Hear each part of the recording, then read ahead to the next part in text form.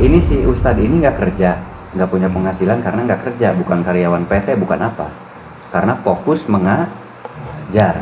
Nah kalau sampean nggak kasih duit, si Ustadz makan dari mana? Punya anak bini, ya mati kelaparan. Kalau udah mati si Ustadznya bisa ngajar nggak? Ngaco nih yang bicara nih, nggak dipikir dulu pakai akal sehat.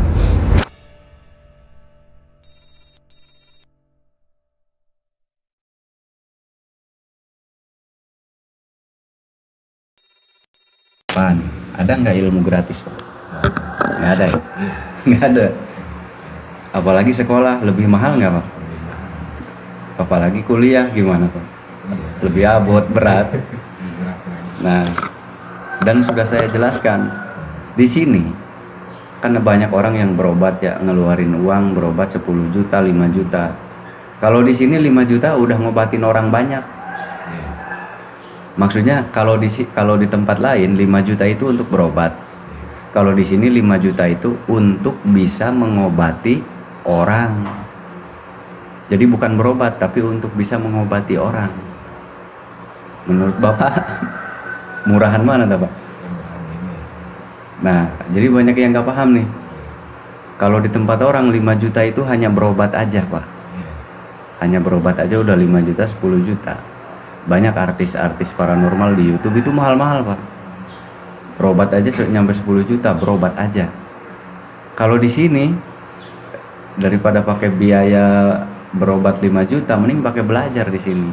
Bisa ngobati orang dan paham ilmu-ilmu yang ngobati orang minta duit 10 juta itu. Jadi Bapak malah tahu, oh orang itu minta, paranormal itu minta duit 10 juta tuh. Kalau di sini Bapak malah dapat semua rahasianya. Jadi lebih murah di sini kalau dihitung ya Pak ya. Iya. Nah, jadi banyak orang yang nggak paham, nggak ngerti, pergaulannya kurang luas, wawasannya kurang luas, ngopinya kurang jauh gitu. Banyak yang salah paham. Padahal tadi belajar ilmu nggak harus pakai duit. Yang penting siap. Karena saya juga dulu belajar ilmu, ya bingung ya. Saya juga pakai duit sih sebetulnya ya. Karena saya ke Kalimantan aja kan ngeluarin uang banyak. Waktu mondok di Kalimantan, Jawa Timur, Jawa Tengah, Banten, saya juga keluar duit banyak sebetulnya ya. Sampai motor waktu bujangan saya jual tuh. Waktu ijazah, kalau nggak salah waktu ijazah Nur Buat, saya jual motor tuh Pak. Waktu bujangan. Waktu bujangan ada motor kesayangan dijual tuh. Punya lagi motor, jual lagi. Jadi disebut nggak pakai duit, tetap pakai duit ya. Saya bingung juga, soalnya saya juga pakai duit dulu. Disebut gratis, memang gratis ilmunya, tapi ongkos bekalnya saya pakai duit. Nah, contoh santri di sini, santri yang di sini boleh dibilang gratis Pak, nggak ada bayaran bulanan, tapi mereka tetap pakai biaya Pak. Mereka harus makan sendiri, harus resiko sendiri, kan mereka tetap aja ngeluarin biaya. Nah, jadi intinya belajar ilmu itu ada di sini tuh ada yang gratis, ada yang pakai biaya ya. Yang pakai biaya gimana? Itu yang privat. Privat itu belajar rumusan-rumusan khusus. Ya, dimana kalau belajar manual itu semakin lama, bisa nyampe 3 tahun. Gitu. Bisa nyampe, kamu berapa tahun Han berarti? Hah? Berapa tahun di sini? 4 tahun. Nah, Farhan udah 4 tahun gitu untuk belajar ilmu kesepuhan, nyampe ke kesepuhan. Nah, jadi tinggal dipilih mau 5 tahun apa mau pakai biaya gitu ya. Mau 4 tahun apa? Kan, misalkan saya beli buku. Iya, boleh ya. Terus keluarga di sana sambil ya itu dulu karena dasarnya dari situ. Itu nanti butuh buat dasar. Jadi bisa ntar kepayunnya. Iya. Belajar lagi gitu. Nah, ini mah kita ngobrol buat orang-orang di luar. Ilmu, katanya ilmu diperjualbelikan. Nah, jadi begini. Ilmu itu sebetulnya bukan diperjualbelikan. Kalau diperjualbelikan terlalu kasar bahasanya ya. Jadi ada mekanisme tersendiri. Bahasa yang tepat adalah semua ilmu memakan biaya. Nah, itu bahasa yang tepat ya. Semua ilmu memakan biaya. Bapak kesini pakai ongkos nggak?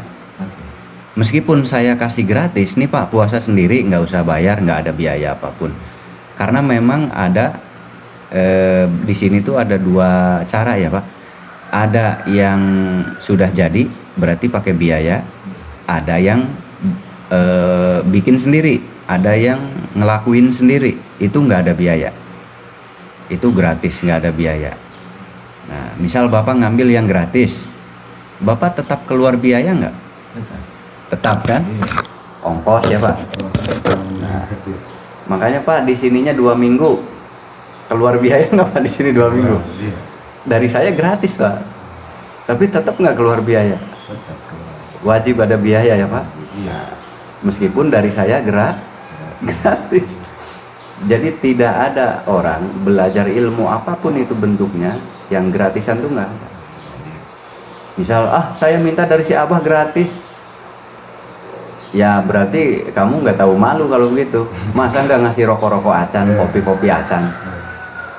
Nah ya kalau rokok saya ngasih, kalau kopi ngasih, itu biaya bukan Pak? Iya, iya. Biaya, gratis nggak? Kecuali nggak tahu malu ya Pak. Nah, bahasa kasarnya rokok-rokok bae mah pasti tambah era cenah gitu ngepelan cenah. Saya ngalamin hal-hal seperti itu, saya ngalamin bermodalkan rokok, bermodalkan kopi, saya datang ke si Abah, sesepuh zaman dulu ya waktu saya masih bujang. Dari bujang karena diberitahukan orang tua kita, mereka si Abah rek menta iya rek menta pangabisana hanya nggak tuh mawa rokok kopi gula. Itu orang tua udah nyuruh saya Pak, mawa rokok kopi gula. Akhirnya saya tertanam, oh berarti saat bertamu harus seperti ini. Itu adalah adab sopan santun, menghargai sesepuh yang mempunyai ilmu. Nah kalau kita plostrong nggak bawa apa-apa ya nggak tahu malu aja, udah nyuruh orang kerja. Coba dipikirkan dengan akal sehat, bukan masalah ilmu diperjualbelikan ya. Misal simpel aja, kamu mau bikin rumah, bikinin rumah saya gratis nggak dibayar, ada yang mau nggak? Nggak ada. Logika orang mau kerja karena ada timbal baliknya. Nah terus ini kan ilmu katanya, ini bukan ilmu agama ya, berbeda. Ilmu agama itu adalah pesantren, belajar fikih, belajar ilmu-ilmu fikih, itu namanya belajar ilmu belajar ilmu agama. Kalau ini ekstrakurikuler, tidak harus belajar hal seperti ini, nggak harus, bukan kewajiban. Yang wajib adalah belajar ilmu fikih, mondok pesantren ya, belajar ilmu tata cara ibadah dan lain sebagainya, hukum-hukum agama dan lain sebagainya. Nah itu yang wajib. Belajar yang seperti itu saja yang wajib pakai biaya nggak Pak? Pakai. Besar sekali ya Pak. Iya, besar. Sampai Anak berbulan-bulan dikasih bekal bertahun-tahun Pak, nyampe 6 tahun, 7 tahun. Iya. Belum makan, belum bayaran beli kitab dan lain sebagainya. Biaya besar sekali itu. Belum bayar bangunan, karena yang ngajar ngaji juga harus makan. Kalau kita nggak bayar ke pesantren, yang ngajar ngajinya siapa nanti? Iya. Yang ngajar ngaji harus makan. Kalau yang ngajar ngaji nggak makan, punya anak, punya istri. Iya. Aduh, ini yang bicara itu nggak disaring dulu nih. Ini ada soalnya yang bicara, saya jawab di sini ya. Ilmu agama saja pakai biaya. Ya, karena yang ngajar ngaji punya anak, punya istri. Nah, yang simpel gini aja. Ini si Ustadz ini nggak kerja, nggak punya penghasilan karena nggak kerja, bukan karyawan PT, bukan apa. Karena fokus mengajar. Nah, kalau sampean nggak kasih duit, si Ustadz makan dari mana? Punya anak bini, ya mati kelaparan. Kalau udah mati, si Ustadznya bisa ngajar nggak? Enggak. Ngaco nih yang bicara nih, nggak dipikir dulu pakai akal sehat. Jadi bukan masalah diperjualbelikan agama, tapi orang ini mendedikasikan hidupnya sepenuhnya di dalam pelajaran. Jadi orang ini kesehariannya ya belajar itu, mengajarkan itu. Jadi nggak kerja PT, nggak kerja pabrik. Kalau dia kerja PT pabrik ya sampean nggak bisa belajar karena dia sibuk kerja. Kang, saya mau belajar. Oh ini jadwal kerja saya, piket malam nggak bisa, besok nggak bisa, saya capek ngantuk soalnya malamnya piket. Nah, akhirnya sampean nggak belajar karena gurunya nggak ada. nggak ada. Benar. Sama nggak dengan guru SD? Ya sama. Guru SD kalau nggak digaji, mau nggak ngajar? Nggak bisa. Karena dia punya kewajiban harus dinafkahi. Jadi intinya semuanya menjadi pekerjaan. Semuanya, bidang apapun, hal apapun, kalau dia konsentrasi di situ, ya berarti dia harus bisa bertahan hidup di situ. Ya kalau gitu jangan jadi ustadz. Ya oke-oke aja jangan jadi ustadz. Berarti nggak ada ustadz karena ustadznya kerja semua. Bingung lagi kan Pak? Bingung, iya. Nah makanya dalam berkata itu kita pelajari dulu kata-kata. Masa harus bayar belajar agama? Pelajari dulu. Maksud bayar itu begini ya, yang tadi dipahami tadi barusan saya ucapkan. Orang yang mendedikasikan kesehariannya memang mengajar ngaji, maka dia tidak punya pekerjaan lain karena sibuk mengajar. Begitu ya. Jadi otomatis karena dia sibuk belajar, dia nggak kerja. Nah kita sebagai orang tua murid harus mengerti bahwa si ustadz ini nggak kerja apa-apa. Dia ngajar fokus masyarakat kita. Ini kadesnya juga harus merhatiin nih Pak Kadesnya. Banyak ustadz-ustadz di kampung yang memang istiqomah ngajar ngaji, sedangkan penghasilan nggak ada, nggak seberapa. Minimal berasnya dikasih lah setiap ustadz di desa-desa ya, perhatikan tuh. Banyak ustadz-ustadz di kampung tuh yang tidak tersentuh oleh perhatian. Jadi mereka nggak fokus kerja, mereka fokusnya mengajar. Nah maka kita yang harus sadar bahwa orang ini harus dihidupin. Gitu. Kalau kita kan bebas kerja, kalau dia ya nggak bebas kerja. Kalau dia kerja ya bubar. Bener nggak Pak? Benar. Kalau dia kerja berarti bubar, nggak ada kegiatan ajar mengajar. Nah itu masalah ilmu agama ya. Terus kalau masalah ilmu seperti ini, ilmu supranatural itu di luar agama ya. Di luar agama tuh yang seperti ini ekstrakurikuler. Jadi tidak wajib, boleh belajar, enggak juga nggak apa-apa. Tapi kalau belajar ilmu agama itu wajib hukumnya. Nah, jadi kalau ilmu yang seperti ini netral, tidak wajib dipelajari dari agama. Dan boleh dipelajari oleh agama apapun. Kalau ilmu supranatural itu netral ya. Nah, jadi seperti itu contohnya. Dan belajar ilmu di dunia ini tidak ada yang gratis, pasti memakai biaya. Sekecil apapun memakai biaya. Kita ongkos pergi ke Jawa, pergi ke Kalimantan, pergi ke Arab, pergi ke Mesir, tetap aja pakai biaya. Di Mesir dapat beasiswa, tetap aja keluar duit, tetap keluar duit. Gitu. Nah jadi kalau belajar ilmu supranatural di sini Pak ada dua cara, ada yang gratis, ada yang pakai biaya ya Pak. Nah yang pakai biaya berarti itu ada rumusan-rumusan yang lebih cepat, hemat waktu sehingga bisa kerja. Nah kalau yang gratis manual tradisional ya Pak, yang tradisional itu nggak pakai biaya tapi kerja sendiri, otomatis itu akan membuang waktu. Ya akan membuang tenaga dan waktu, jadi nggak bisa kerja, nggak akan bisa kerja karena saya jamin kayaknya kalau kerja nggak akan maksimal ya 50% palingnya. Tanya aja ke Farhan, Miko kalau lagi puasa gimana rasanya kalau punya tugas kerja, kira-kira sanggup nggak sambil puasa ilmu-ilmu di sini sambil kerja? Nggak sanggup kan? Pasti batal. Makanya saya bilang di sini ada dua pilihan, ada manual tradisional ya Pak disebutnya, ada privat. Kalau privat berarti masih bisa kerja, di sini cuman cuti 7 hari. Setelah cuti 7 hari belajar ilmu kesepuhan, cuman ngambil cuti aja 7 hari, setelah itu kerja lagi. Nah, tapi kalau belajar ilmu kesepuhan tradisional berarti tidak memakai biaya, bukan privat.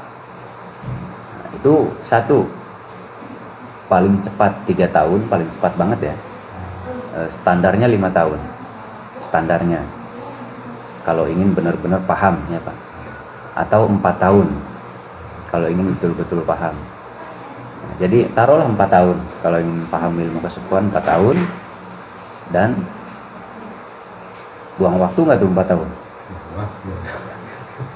Buang waktu, kecuali bagi anak muda. Nah, makanya saya buatkan pilihan untuk yang sudah berumur. Daripada buang waktu berarti bisa privat. Gitu. Ini dipahami dulu nih. Saya bukan memperjualbelikan ilmu ya. Anda nggak punya uang sepeser pun bisa belajar di sini. Saya ajarkan. Nah, coba di sini, Farhan, Miko dari Lampung, Farhan dari Banten. Coba jawab dulu. Miko, kamu pakai biaya berapa juta belajar di sini? Enggak kehitung sih ya. Kalau Maksudnya saya minta biaya ke kamu berapa? Enggak ada. Nggak ada, gratis. Gratis kalau untuk Farhan gimana? Sama, kalau biaya nggak ada, Gratis. gratis. Nah, tapi belajarnya lama nggak? lama. Lama. Ya, lama berproses. Lama. Nah, Miko berapa lama? Udah mau 4 tahun. Iya. Farhan udah 4 tahun. Nah, jadi belajar di sini itu gratis. Tapi berapa lama kamu? 4 tahun. 4 tahun. Iya, 4 tahun. 4 tahun. Ya. Jadi tinggal dipilih mau yang 4 tahun atau yang cepat, berarti ada privat, ada rumusannya. Nah, kalau privat berarti yang mengerjakan adalah saya yang mengerjakan dan bertanggung jawabnya. Nah, kalau belajar sendiri berarti saya tanya waktu puasa, kalau kamu misal kamu kerja di PT Iya. terus menjalankan amalan-amalan yang saya berikan, sanggup nggak? Ya enggak, Iya. lemas. Lemas pastinya. Apalagi Terganggu puasanya, pastinya kerjanya juga nanti. apalagi puasanya bukan puasa sunnah biasa. Nah, Terganggu. sanggup nggak kerja sambil puasa gitu, apalagi yang terakhir tuh. Enggak salah satu. Mungkin pingsan. Nah, apa jawabnya? Pingsan. Tuh, jelas ya? Jelas. Jadi tidak bisa main-main karena ini belajar ilmu kesepuhan, bukan ilmu iseng-isengan ya. Jadi belajar ilmu di sini gratis? Gratis. Gratis. Tidak usah bayar. Jadi Anda nggak punya uang sepeser pun bisa belajar di sini. Bener apa bohong ini ya? Benar. Nah ini saksi karena ini orang luar kota ya. Miko dari Lampung, ini dari Banten. Jadi Gratis. gratis. Tuh, gratis kan? Nggak usah bayar, jadi belajar ilmu di sini gratis. Nah, kalau nggak percaya telepon langsung, nanti Mas Farhan, Mas Miko telepon langsung. Emang belajar di sini gratis? Iya gratis. Semua orang juga tahu belajar di sini gratis. Nah, kamu kalau mau pulang pakai ongkos nggak? Pakai. Pakai duit? Pakai. Nah, itu biaya bukan? Iya. Nah, kalau dari sana mau ke sini pakai biaya nggak? Sama biaya. Sama. Jadi hitungannya gratis nggak? Iya. Di sininya gratis, Iya. tapi tetap pakai Biaya. dia. Makan Makan pakai biaya juga. selama 4 tahun kalau dihitung. Iya. Makan dan lain-lain banyak. Kayaknya lebih dari 5 juta deh. Lebih. 10 juta lebih. Lebih. Kayaknya 20 jutaan nyampe. Nyampe seperti itu. 4 tahun bisa 30 juta deh kalau diperkirakan oleh saya ya. Iya. Kalau saya perkirakan 4 tahun itu 30 juta. Itu biaya untuk apa? Makan. Keseharian. Karena saya tidak Menanggung. menanggung. Tapi ada beras ya. Iya. Kalau beras saya suka bantu, suka ada beras. Tapi untuk rokok dan lain-lain kan masing-masing. Iya. Jadi tetap pakai Biaya. meskipun ke sayanya Gratis. dari saya Gratis. gratis. Tapi biaya hidup Ya tetap pakai kalau biaya. dihitung habis berapa? 30-an habis Iya, kurang lebih 30. selama 4 tahun. Iya. Coba aja dikalkulasi. Ilmu dari saya gratis, nggak usah bayar. Bahkan beras kalau lagi ada selalu standby beras. Tapi mereka selama 4 tahun 30 juta habis itu. Habis 30 juta. Belum lagi mereka membuang waktu. Mungkin teman-temannya sudah kebeli motor. Sudah kebeli pacar juga. Iya. Ini masih jomblo, motor nggak punya. Nah itu pengalaman saya waktu muda. Saya punya motor malah dijual. Akhirnya waktu saya menikah, mungkin pengantin nggak punya saya mungkin ya. Karena saya nikah aja dibiayain oleh saudara. Jadi beneran Mbak, waktu saya nikah tuh dibiayain sama saudara. Jadi nggak punya duit sepeser pun. Untung ada yang mau, laku, untung laku ya. Jadi waktu saya nikah nggak punya apa-apa, nikah aja dikasih duit oleh saudara. Ini buat biaya, saya dikasih 4 juta waktu itu untuk biaya nikah. Itu dari saudara. Saya punya berapa? Kalau nggak salah saya punya 500.000 pulang kerja. 500.000 bisa menikah. Duitnya 4 juta dari orang lain. Teman saya udah punya warung, udah punya toko, udah punya motor. Saya kawin aja dikawinin orang. Nah, itu namanya Proses. Nah, mereka punya tempat usaha, mereka punya motor, tapi mereka nggak punya ngerti nggak?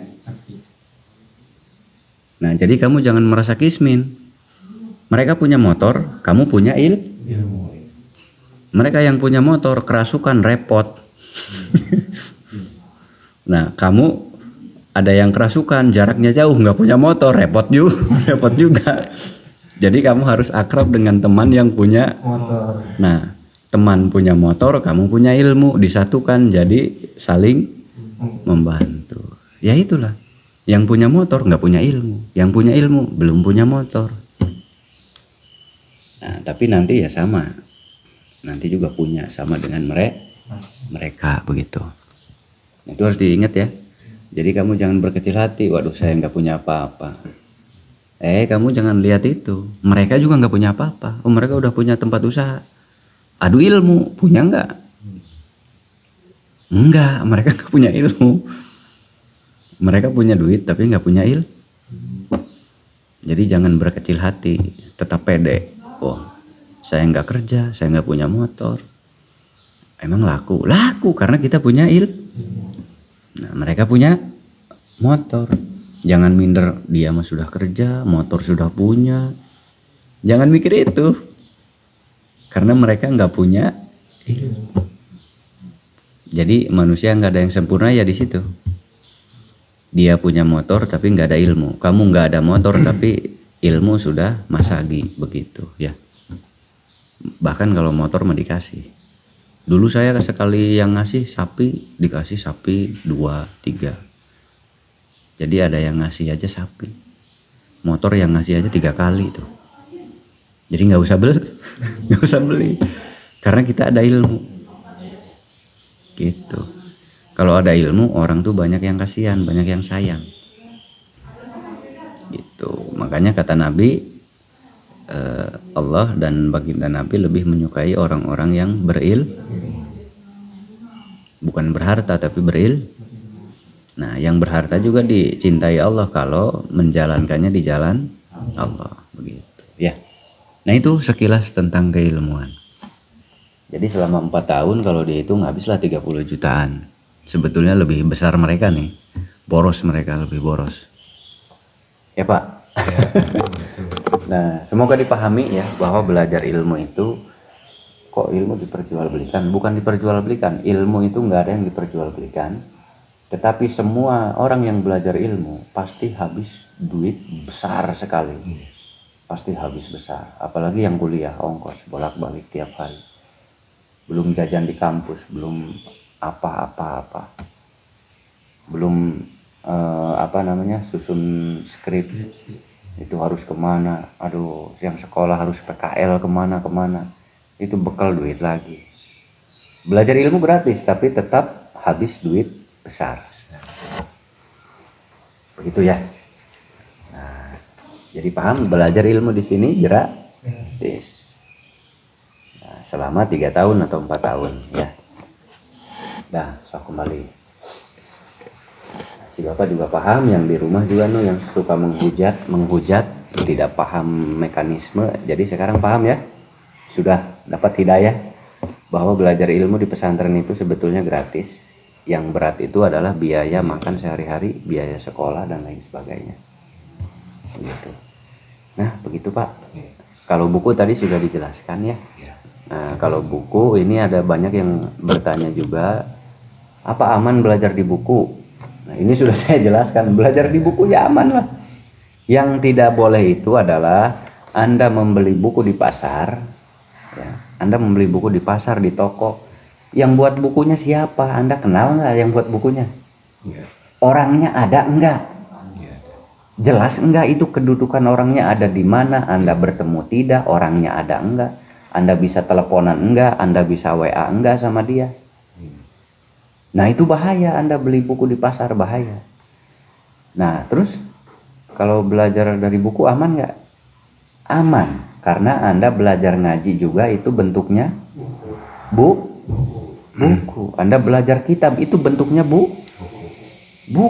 Tidak ada orang belajar bukan dari.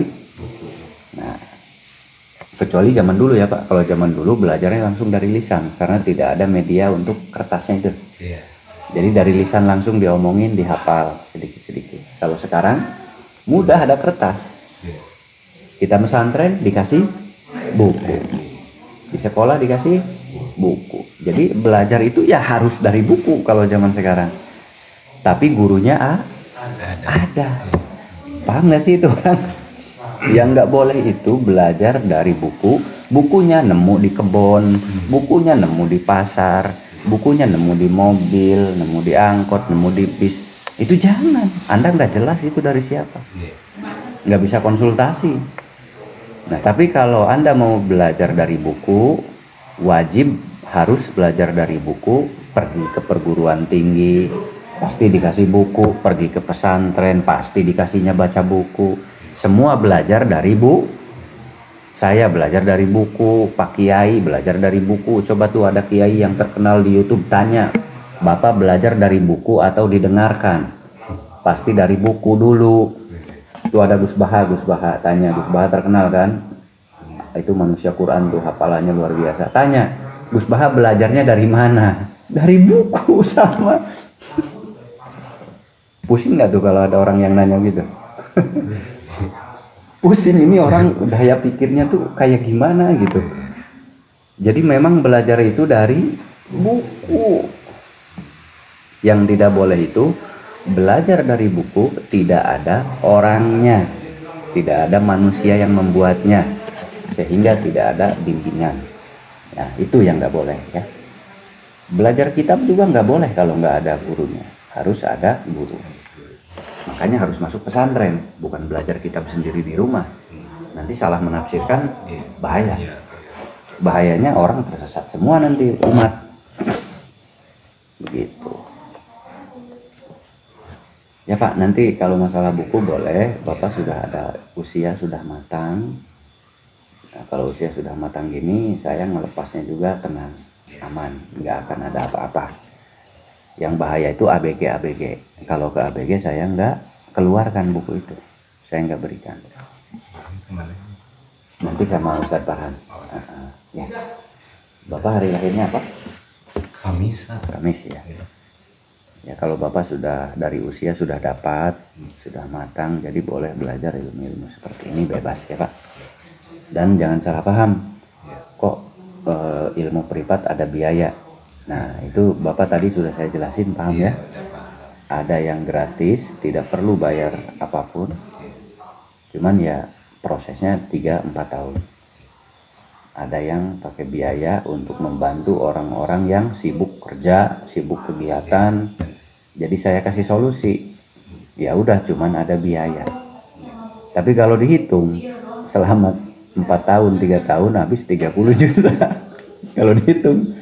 Jadi tetap aja itu ringan ya Pak. Jauh ya. Udah buang waktu, buang duit gitu. Itu mereka tuh lebih mahal biayanya Pak. Santri lebih mahal biaya. Nah, tapi lebih detail penjelasannya. Lebih detail dan lebih memahami, bedanya itu. Kalau privat tentu pemahamannya lama. Gitu. Ada yang mudah cepat dipahami, tapi ada yang lama sekali dipahami nantinya. Nah, tapi kalau nyantri karena 3 tahun di sini, 4 tahun di sini, jadi lebih memahami betul seperti apa sih rangkumannya. Nah, mereka lebih banyak memahami. Begitu. Bedanya dengan yang privat.